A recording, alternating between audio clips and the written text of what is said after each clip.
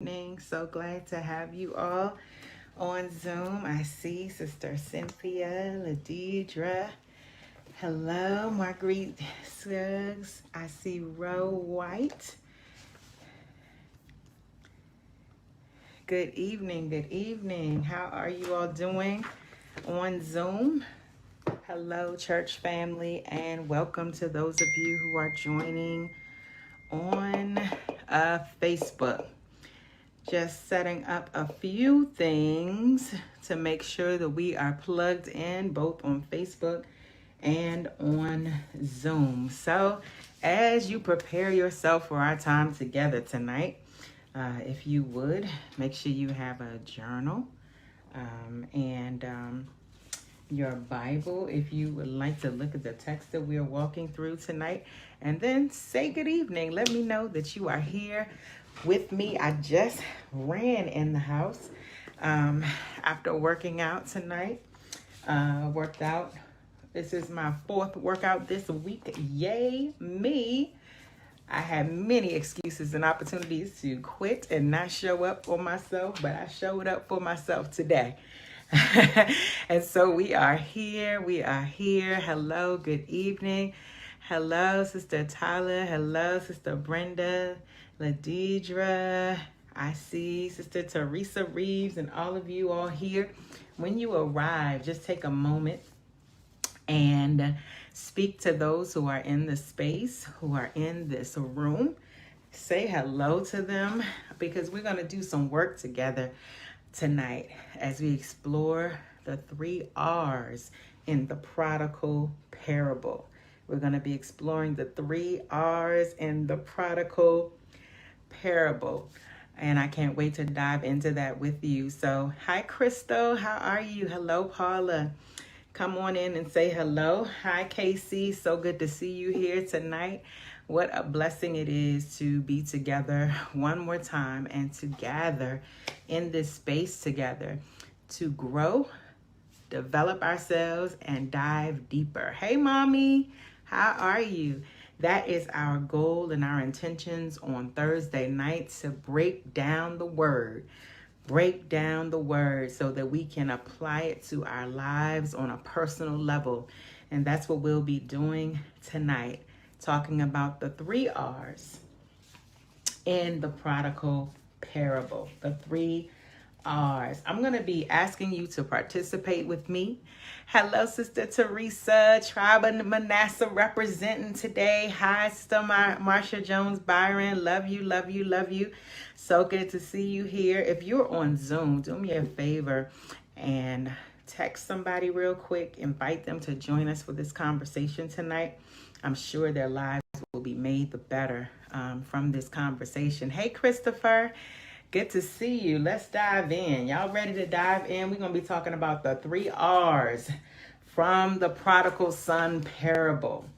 Prodigal son parable. The prodigal parable. Y'all know what that song, that story is about, right? We often hear the story as it is told about the youngest son of the father who asks for his inheritance, right? But we're not going to just focus on the youngest son. We are going to focus on the deeper message that I believe is embedded throughout that text. And I'm hopeful that you'll be able to see yourself in this and that we will be able to heal and grow. Hey, Roderick, how are you? Good to see you. Good to see you. Do me a favor, y'all. And on Facebook, I want you to invite and share this broadcast. Maybe do a watch party. Get your questions together. If there was anything that stood out to you and stood out for you that you want us to talk about tonight, let's dig in. But let's first talk about this text, the parable in Luke 15. We start off with talking about the lost sheep, right? Then we go into talking about the lost coin, and then it goes into the story about the lost son.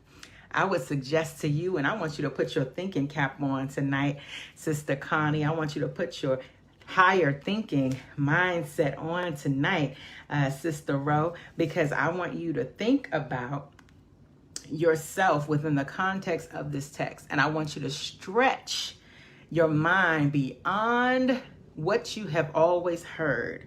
about this story. So we're not just going to focus on the younger son, but we are going to look at and hope to see ourselves, Sister Catherine, hey Erica, within the context of this whole story. And the father, the older son, and the younger son, we can glean some lessons that help us deal with some real life stuff. Somebody say, let's deal with some real life stuff. Let's deal with some real life stuff. Let's break this down so it can be forever broke. Okay, so we're in Luke, the 15th chapter, and let's start at the 17th verse. Actually, let's start at the 11th verse so you can get the full context. Y'all with me? Somebody type it in the chat. Somebody type it in the chat on Zoom. Somebody type it in Facebook. Let's go. We are going to be at Luke 15, starting at the 11th verse. I'm waiting on somebody to put it up there so we can deal with some real life stuff. We going in tonight. We going in deep. We going in deep. We going to deal with remorse. We're going to deal with some resentment. And we're going to deal with some of our recklessness. This is what we see coming out in this text. So beginning at the 11th verse, Sister Doris, it says, to illustrate the point further, Jesus told them this story. A man had 2 sons, and the younger son told his father, I want my share of your estate now before you die. And so his father agreed to divide his wealth between his sons, and a few days later, the younger son packed all his belongings and moved to a distant land. And there he wasted all his money in wild living. And about the time his money ran out, a great famine swept over the land and he began to starve. He persuaded a local farmer to hire him, and the man sent him into the field to feed the pigs. The young man became so hungry that even the pods he was feeding the pigs started to look good to him. But no one gave him anything. This is our focus here, when he finally came to his senses, he said to himself, at home, even the hired servants have food enough to spare, and here I am dying of hunger. How many of us, Dolores, how many of us, Delante, are starving and find ourselves in a place where we are struggling, where we are begging, where we are not doing so well? And this is where this younger brother finds himself in this text, in this moment. And the word says that he has a come to himself moment. But I believe, as we talk about this tonight, that it's not just the younger son that needed to have a come to himself moment. But I believe that if we look at each of the characters within this story, we will see ourselves, and we will see how we deal with lost situations, how we deal with things when we are overwhelmed. Yeah, the whole year for you, Christopher. Yeah, the whole year 2018 for you. And there are circumstances, there are experiences in our lives that cause us to feel disconnected. Anybody know what I'm talking about? Probably that whole year for you, Christopher, had you feeling disconnected. These are the things or moments in our lives that make us feel like God is far away from us, that make us feel like we are struggling, we are suffering, and nobody understands. And I think that when we look at the father, the older son, and the younger son, we get to see ourselves, and we get to see how they respond and experience this moment of feeling disconnected. Y'all know what I'm talking about? Y'all, the real churchy people act like they got God in their back pocket, and there's never a moment when they feel disconnected from God, or there's never a moment when they feel like, God, where are you? But I can be honest and say that I have had many moments in my life. Anybody can testify with me? I've had many moments in my life where I wondered, where are you, God? And what are you doing? What is happening? Whether it was by my choice, something that I did, something that someone else did, feelings that I had about something that someone else did. Y'all feel me? That you wonder, where is God in this? And where could God possibly be in this situation? Yes, Sister Cynthia, feeling disconnected in your life experience is real. It's real life, right? And so in this place, in this room, we don't operate in spiritual bypass. You know, a whole lot of folks will just say, praise your way through it. You know, you'll get over, pray your way through it. You'll get over it. He'll answer by and by. Yeah, that is all true. But there is the real life experience. And there is this place where, as a human being, as a spiritual being on a human experience, on a human journey, that I feel disconnected, that I wonder, where is God in this? And I believe that that feeling of disconnection, it is a perception. It is not a reality, right? But it is true that we feel that way, where we have felt, why, Sister Teresa? Why, Chrissy? What's really going on, God? Like, what is really happening here? And I believe that when we experience these times in our lives, they produce 3 R's. Did y'all watch the sermon Sunday? Come on, y'all know this is an interactive teaching. If you watch the sermon on Sunday, what are the 3 R's? What are the 3 R's? I gave them to you at the top of this broadcast, but what are the 3 R's? What are the 3 R's that come up when you feel at a loss, when you feel that you are disconnected? Come on, talk to me. What are the 3 R's? What are the 3 R's that you experience when you feel disconnected? The 3 R's that come out in this text. Thank you, Deacon Teresa. See, the deacons be on point. The first R is remorse. The first R is remorse.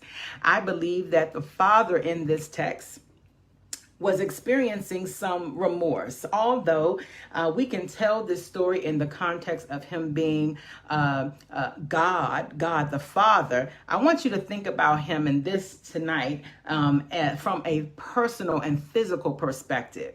This father was experiencing remorse. He gave his son what he thought he needed to give him. I'm talking to some parents in this room tonight.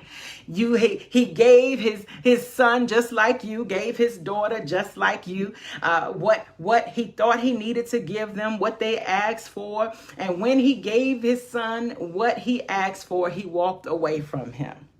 Have you ever given somebody what you thought they needed? Have you ever given somebody your best? Have you ever, I said we walking heavy tonight, y'all. Have you ever experienced the feeling of giving someone your all and they still walk away? This son walks away. He walks away, and it wasn't personal, I'm sure, but the father in this experience, he had remorse. He had remorse because he then lost sight of what was in his house. He became emotionally disconnected from the son that remained so that he could pursue the son that was lost. Come on here. Does anybody know what that's like to be so hurt, to experience such shame or such guilt that you can't even appreciate what you still have left because you still crying over spilled milk, as they say it. You're still crying over what just walked away from you, Sister Connie. You're still weeping. You're still remorseful. You have regret. You have guilt. You have shame over what you might have not done right, what you could have done wrong. And that feeling of separation causes you to search for what you are missing, and that often causes us to neglect what we still have. I'm talking to somebody right now. The pain, the guilt, the shame will cause you to be short-sighted. It will cause you to not be able to appreciate or honor or respect what you still have, because you will spend all your energy looking for what is lost. Oh, that is the place that this father is in. And I have found myself in that place.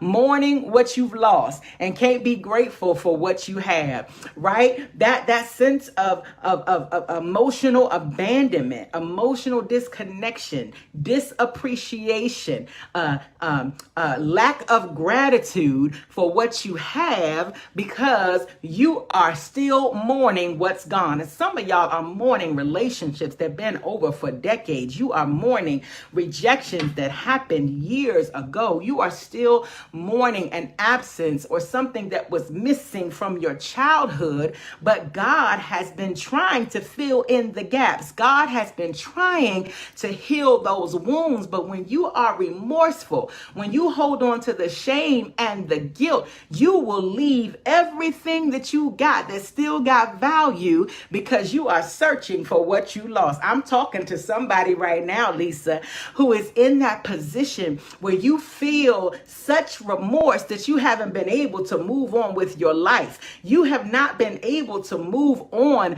with your dreams. Your dreams stopped. Your progress stopped when they walked away. Oh my, your vision stopped. Something died in you when they left you, when they rejected you, when they disappointed you. And so you have lived your life in a place of remorse. Then there is a second one. If you ain't feeling the remorse, then perhaps you are feeling the resentment. Resentment comes from a place of anger and disappointment. Resentment comes from a place where you feel like somebody else is getting something that you didn't get.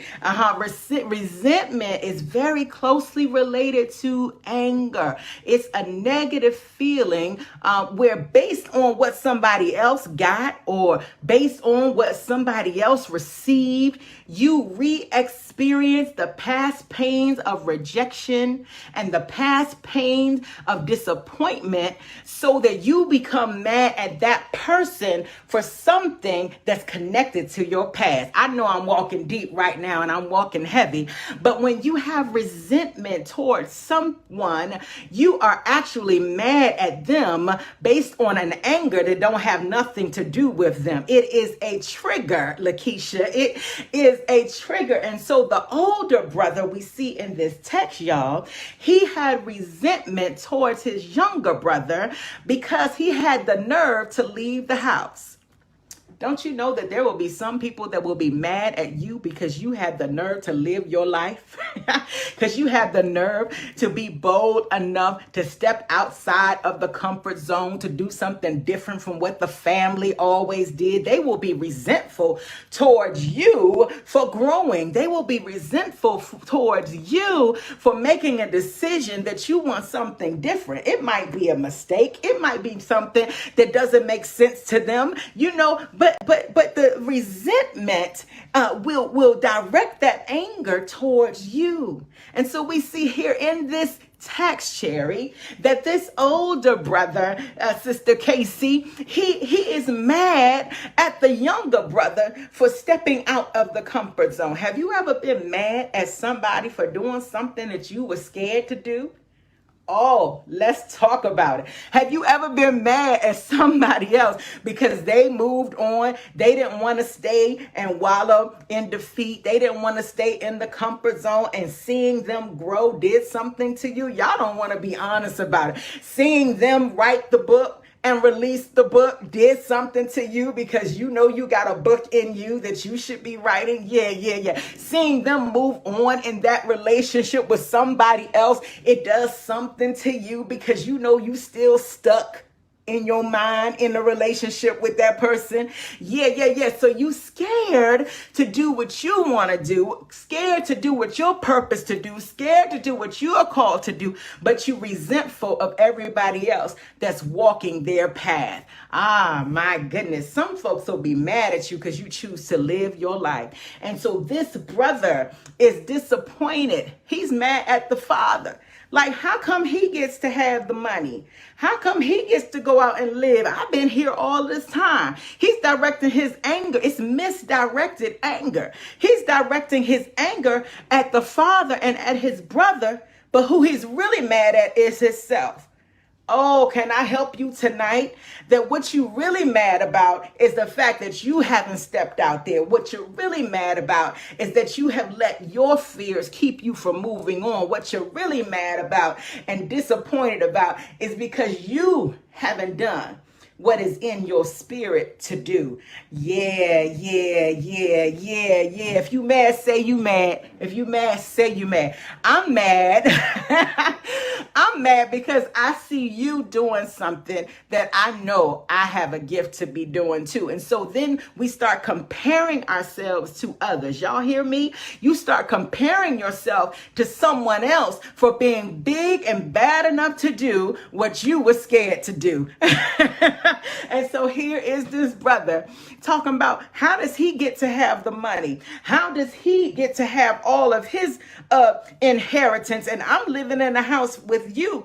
And how does he get to be blessed? Oh my God. When I know the kind of life he's been living, why are you preparing a calf for him? Why are you giving him a ring? Oh man. But here's the thing. This brother never asked for his stuff. Oh man, this is going to bless you right here. He never asked for his stuff. There are some of you who have yet to ask for your stuff. That there are some of you who are living in a place of limitation. You have been living in a place of fear. You have been living in a place of rejection and disappointment that you ain't even asked for what's yours. But you mad because they asked and got what they asked for. You mad. That's my experience growing up. I had a little busted up, broken down little car. I call her Brownie. I love that car so much. I mean, I love that car. It was my first car. I love that car. I'm trying to tell y'all, it was a 1981 Toyota Corolla. It was funky brown. It was doo-doo brown. I called her Brownie, and she was an ugly little car, but she was my car. I love that car, y'all, until my sister got a license. And when she had the chance to ask for what she wanted, she asked for what she wanted and ended up getting a Volkswagen Beetle. Now check this out. Wait a minute. I'm trying to figure out what's going on here. Why do I have this little busted up car for my first car, and she's got this it might not have been brand new, but it was used or whatever, right? And so I'm like, how does she get to have this nice? You remember that car, Chrissy? Yes, she had a Beetle. Used to put the little flower in the flower vase and all that. I held on to that thing for a little while, and I said, wait a minute. I don't understand this. She gets to have better things than me. She got to get a bigger car than me. She got a nicer car than me. I had to ride around in this little bucket, What's the deal with that? And then it dawned on me, I never asked for nothing different. I think Zoom just went out for some reason. If you on there and you can see me, come on back. We up. Yeah, it dawned on me that I never asked. I was mad. I was big mad because she asked, but I never asked. I never asked. So how are you going to be upset? How are you going to be defeated? How are you going to walk in a place of resentment towards somebody else when you haven't asked for your inheritance? You have not walked in your power. You have not walked in your authority. You have not stood fully in all that God said you could have. Somebody say, ask, and you shall receive. And so this second brother, he had resentment, y'all. He had resentment. He had resentment because the younger brother was bold enough to ask for what he desired. He had resentment. And there are a lot of you all who are living in lack, who are living in defeat, who are living in not enough, who are living in not good enough. And you ain't asked. you have not pressed into your purpose. Your fear, your focus on them, your focus on that person has kept you from operating in what you are called to do. Your focus on them is distracting you from focusing on what you need to do. And so you must ask. You must push in. You must pursue those things that you know that God has put on your heart, that you know that God has purposed you to do. And here's the flip side of that, Lakeisha, that while he is being resentful, he is still living in a house where all his needs are met. I need to get y'all to see this now, because y'all been doing a whole lot of complaining. A whole lot of y'all been doing a whole lot of complaining. You've been operating from that place of remorse and resentment. But I need you to see this thing. The whole time that he was complaining, the whole time that he criticized his brother, the whole time that he talked about what he was and was not doing and how he didn't deserve this or that, every one of his needs was being met. Everything that he needed was being provided. God was taking care of him every day. Can I tell you something? That God has been caring for you every single day. God has been taking care of you every single day in the midst of your complaining, your resentment. Y'all don't want to testify. In the midst of all of that. And so sometimes you got to pause and be present with yourself. See, we like to put our energy externally. We like to focus our attention on what other people are doing or not doing. But sometimes you got to pause and put your focus on yourself, Christopher. You got to turn the mirror towards yourself. You've got to take a moment to acknowledge, why am I feeling this way? You have to identify, why am I feeling? What are the underlying emotions that have me feeling hurt or have me feeling fear? What is it about this situation that has me in my feelings, right? And so that's what you have to be bold and big and bad enough to ask yourself. And so the father, he was dealing with, what was he dealing with, y'all? Talk back to me. The father was dealing with what? What was the R the father was dealing with? He was focused externally. He was looking for the lost son, but he often neglected and overlooked the son that he still had remaining. There are some of y'all parents out there, y'all be shady with your kids. Y'all shady with your kids. Yeah, you put your emphasis and your focus on certain ones, and while others are feeling emotionally neglected. Or perhaps you're pursuing this relationship that you've been trying to make work while your kids are starving for your affection and attention. Oh my goodness. Or perhaps you are putting all of your energy and attention into getting this job, or getting your supervisor to like you or give you a promotion, and you've neglected the gift of entrepreneurship that's on the inside of you. You haven't paid attention to that. And so it has left you with remorse, right? And then secondly, our brother that stayed in the house, what R was he dealing with? What R was he dealing with? Ro. He was dealing with resentment. Deacon Teresa, resentment. And we say that resentment comes from a place of shame. It comes from a place of guilt and anger, right? It comes from a place of you being mad at someone else for the things that you would hope that you could be able to pursue. Yeah. And then the third son that we're going to focus on too, he's the one that left the house. He asked for his stuff and he packed it up, y'all. And he went on about his business. He went out, and the word says he went out into a distant land. He got as far away from his family as he could get. There are some of y'all like that. You had to interrupt some stuff. You had to disrupt some stuff, and they still mad at you this day because you did stuff differently from what they wanted you to do or what they expected you to do. They still mad at you for this to this day. But this brother had to walk his own path. This brother, he had to chart his own course. He had to do what was necessary on his journey. And so that's the problem that many of us have. We judge each other's journey, but I believe that there are no mistakes on your journey.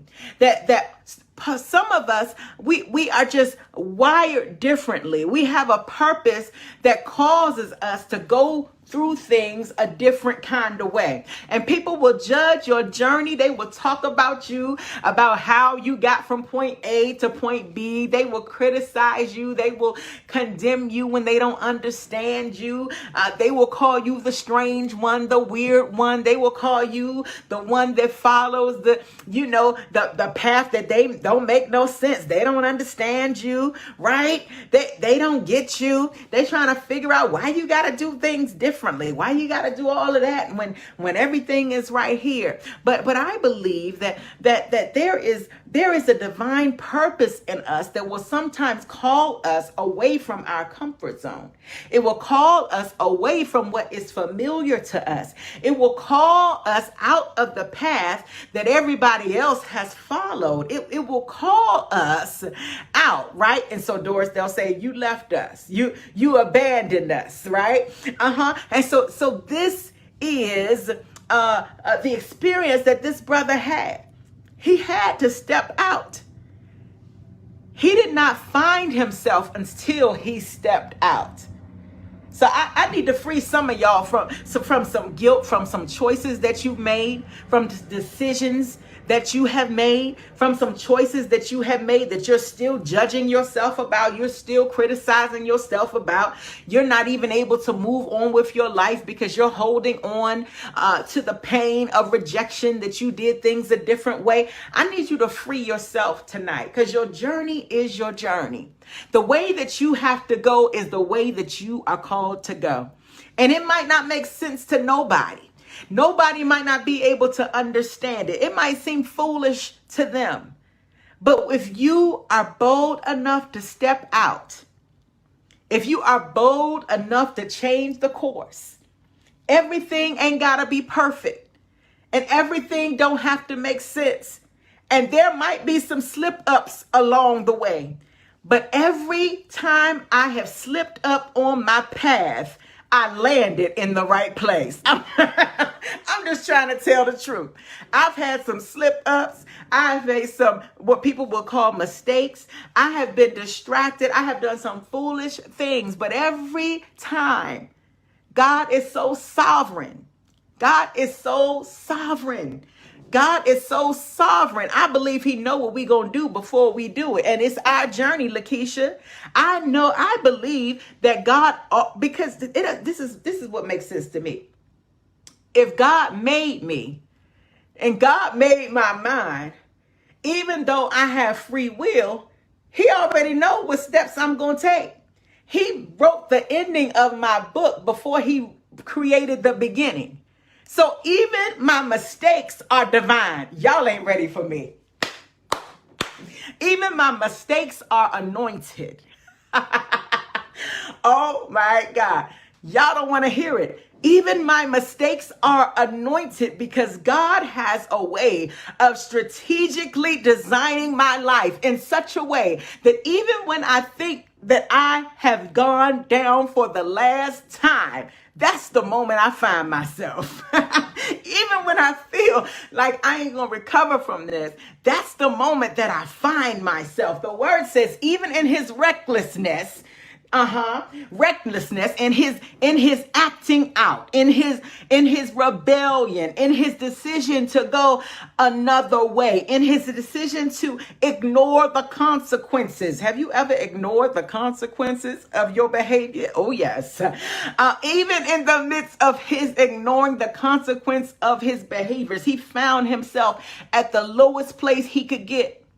He found himself in the lowest place that he could be, in a pig pen, feeding pigs slop. And feeding the pigs slop, he had gotten down so low that he began to imagine that even the slop didn't look so bad. And some look at you at that point of your life, and you might be there right now, and they might call you the lost cause. They might blame you for the decisions you made. They might say that's what you get for leaving. That's what you get for walking away. That's what you get because you should have did this or that. People always got to be they always an expert on your life. They always got an opinion on what you should do when they're not a master of their own journey. But they want to tell you what you should be doing. But I find it encouraging to me that it wasn't until this brother was at his lowest that he came to himself. It wasn't until he got to the lowest place that he could get that his appetite changed. Have you ever had a moment when your appetite changed? Something just changed, right? You used to crave something. You used to desire something. You used to want something. You was in a friendship that you enjoyed, and wake up one day and it just ain't even working for you. It starts stinking around here. Your appetite begins to change. You don't have the same palate that you used to, because something happens in the pit. Something happens at your lowest. Something happens in that moment. And the word says he came to himself. And it was the recklessness that brought him to himself.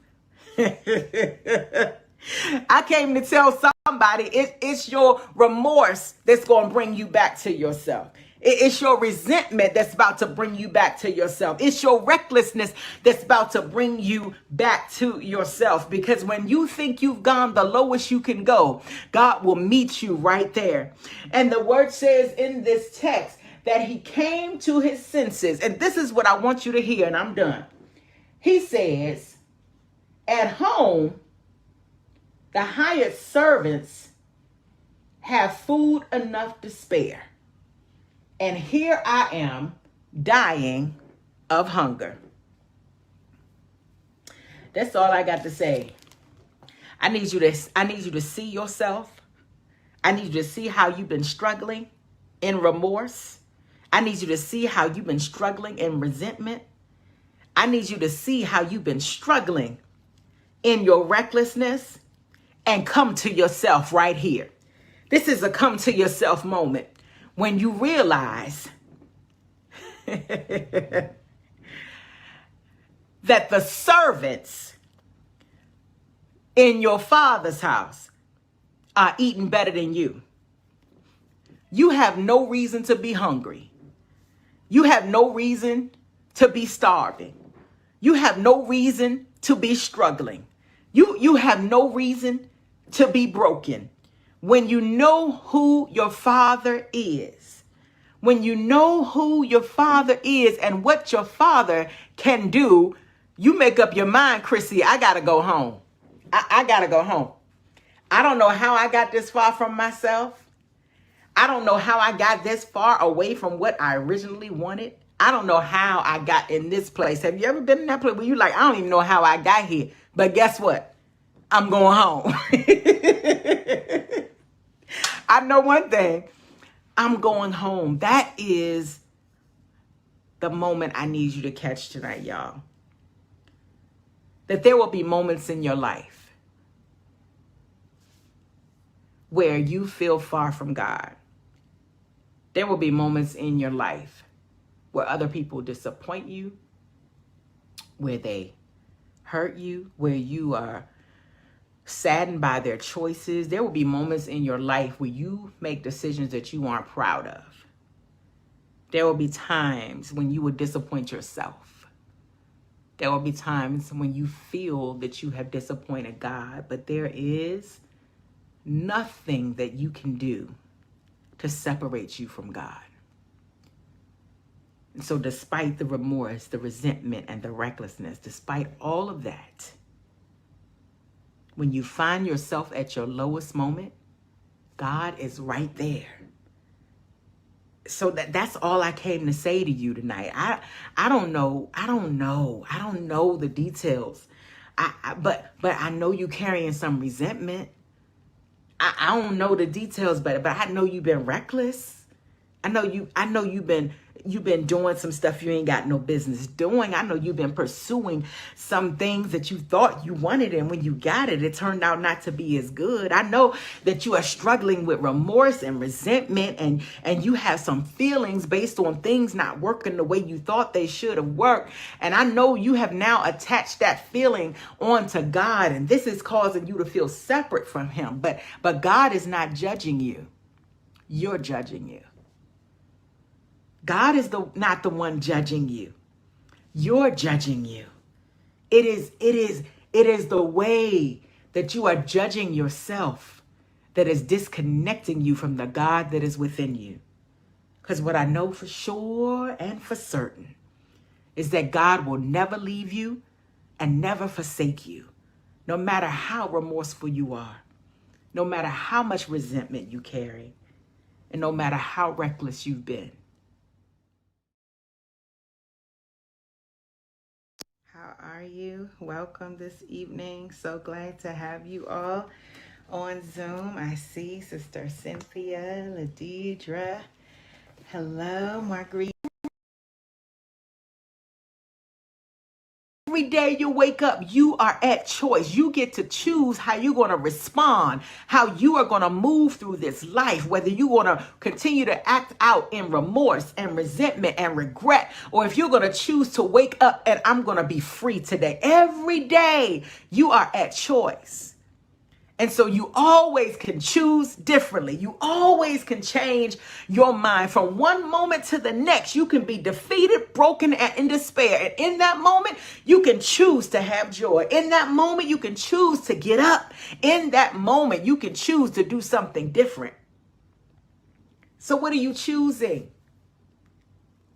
What are you choosing? And how is it impacting your life?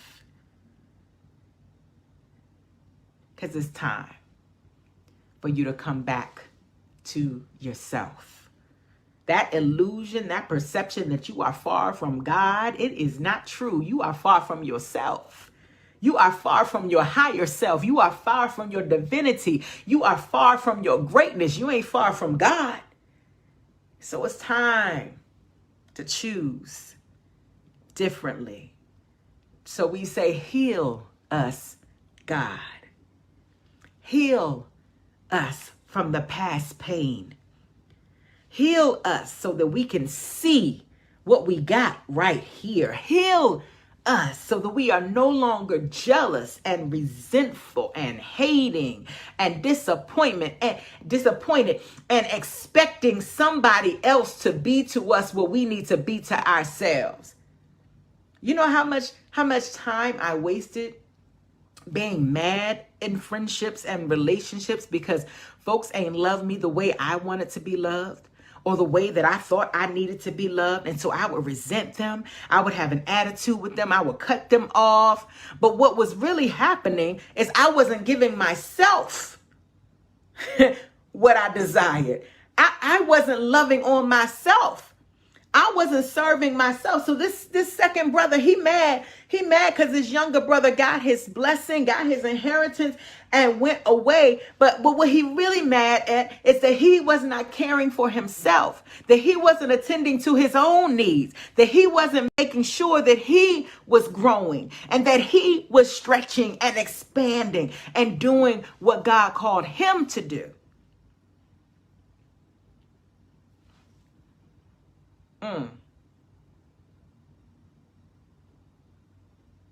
So if you mad, say you mad. You remorseful, say you remorseful. That's the first key to healing. That's the first way to heal. You can't walk through this life. Most of y'all fake all the days of your life. You pretend to be okay all the days of your life. You got to keep it together. You mad at people and can't even tell them you mad at them. You got to keep showing up at the family reunion and keep on smiling when you don't feel like smiling, and keep on showing up and doing stuff for people that you know don't like you. It does not serve you well to not be honest about how you really feel. It does not serve you well. It does not serve you well. If you're mad, say you're mad. If you're disappointed, say you're disappointed. Worst thing. And black folk do it all the time. They talk about you, but they don't talk to you. I'm saying something right here. They talk about you, but they don't talk to you. I know I'm guilty of it. Won't say nothing to the person, but want to talk about the situation. All that does is build your resentment. All that does is create more remorse. All that does is add and contribute to more reckless behavior. But it's time. It's time for you to be honest. It's time for you to be honest about how you feel. It's time for you to stop feeding on slop. Stop being politically correct. Stop showing up to please other people. Stop acting like you okay when you're not. Stop showing up when you don't want to show up. Honor yourself in such a way. Be so determined to be healed.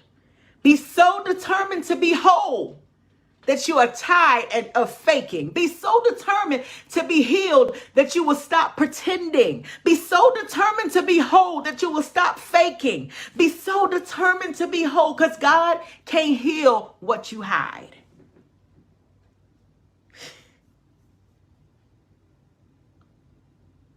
Honor yourself. Honor your feelings. The remorse, the resentment, the recklessness that we see in this text is all trying to communicate what is deep within the heart that needs to come up, that needs to be said, and that is ready to be healed. Most of the drama, trauma, and crisis that you've been experiencing this year, all this stuff that's coming up for you right now, you mad, you trying to sweep it back under the cover like, this too much at once. Why is all this coming up? Not right now, not today. You trying to push it back down, but it's coming up because it's ready to be healed. It's coming up because you've been holding on to it long enough. It's coming up because you've been stuffing it down and repressing it and suppressing it and hiding it and trying to avoid it. And I think there comes a moment where God says, enough is enough. It's time for you to get healed. And so things start popping up to the surface and you start saying, Lord, this is the year from hell. This ain't the year from hell. This is the year for your healing. This is the year for your breakthrough. This is the year for your deliverance. This is the year for you once and for all to get over this mess. This is the year once and for all for you to be honest about how you feel and for you to move through these emotions like the warrior that you are. This is not the year for you to suppress any longer or avoid any longer. This is the year for your breakthrough. And nobody said it was going to be easy. And nobody said it was going to be pretty. And nobody said it was going to be predictable. But you asked for the healing, so here it is. God said, I came into this year so that you could be ultimately set free. Came into this year so that the things that are deep within your soul, and I know they hurt. And I know they hurt because they've been there for so long. I know that it hurts. Things are coming to the surface in your personal life, in your career, on a systemic level. Racial tensions coming to the surface, systemic oppression, everything that has been buried beneath the surface, everything that has been thrown under the rug, God is exposing it and bringing it out. And it don't feel good. But it's going to heal you. It don't feel good. But it's going to make you whole. It don't feel good. but you're going to come out of it different than what you went in. So this is the year for your healing. This is the year for your healing. This is the year. Come on, somebody type it on the screen. This is the year for my healing. This is the year for my healing. This is the year that I finally let go of all this guilt and this shame and this remorse. This is the year that I let myself off the hook for every perceived mistake that I have made. This is the stuff to see with my third eye how all of even those bad days are working together for my good. This is the year of my healing. This is the year of my breakthrough. This is the year that God is going to show me something that I have not seen, but I've got to give him what I got. I got to bring it to him. I got to come home to myself by coming home to God. Hallelujah. Hallelujah.